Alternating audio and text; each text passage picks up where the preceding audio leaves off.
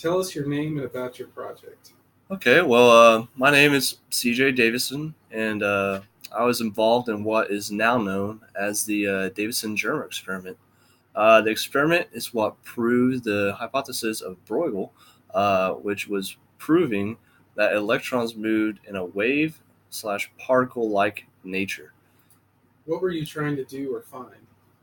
Well, initially, our experiment was just to study the surface of nickel. But once we began running our tests and conducting our experiment, we realized that our research was finding much more than that.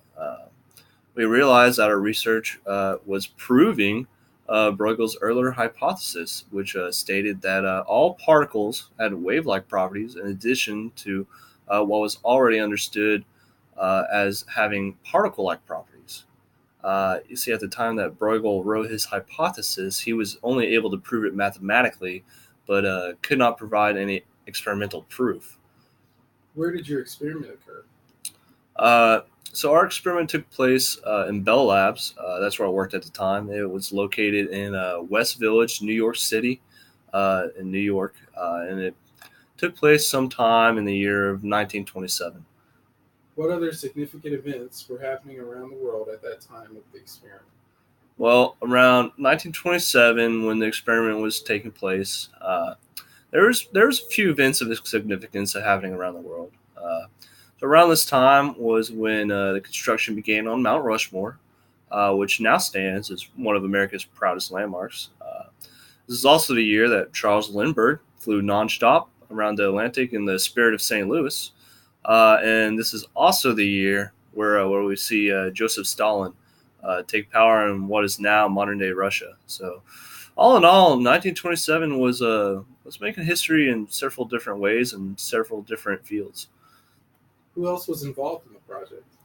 Well, in addition to the many lab assistants who worked in Bell Labs, my other main contributor and research partner was L.H. Germer.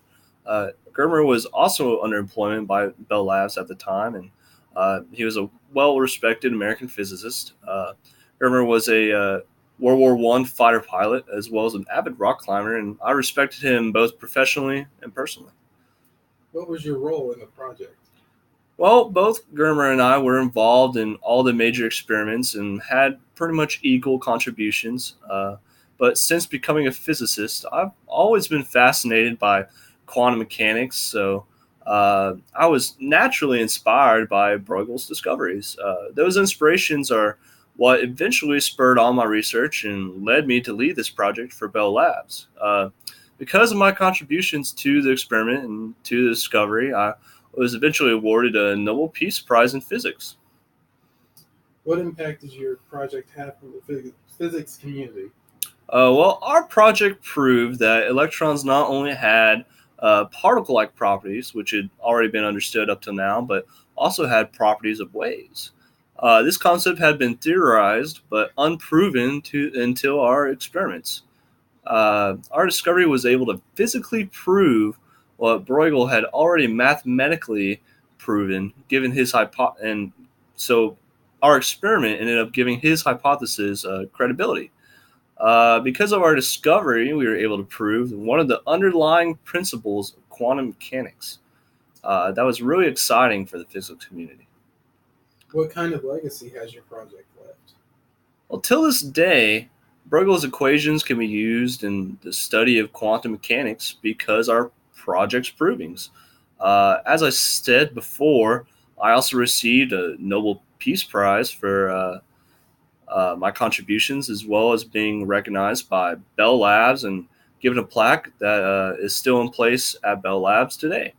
There's still physics awards to be given out in my and L.H. Germer's honor from Bell Labs. So I feel that our legacy will go on for a long time.